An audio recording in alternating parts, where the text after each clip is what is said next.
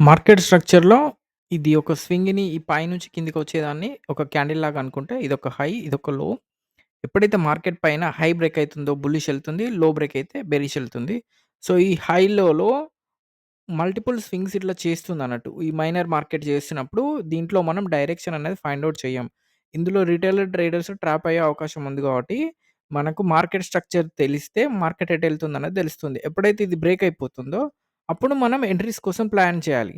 కానీ ఈ మార్కెట్ ఈ స్వింగ్‌లో ఈ క్యాండిల్ లోపలనే ఉండి high swing, low swing, higher highs, lower lows చేసినప్పుడు రిటైలర్స్‌ని ట్రాప్ చేసి రిటైలర్స్‌ని గ్రాబ్ చేసే అవకాశం ఉంది కాబట్టి మనం ఇట్లాంటి మార్కెట్ స్ట్రక్చర్‌ని మీరు ఐడెంటిఫై చేసినప్పుడు, మీకు డైరెక్షన్ అనేది ఈజీగా తెలుస్తుంది.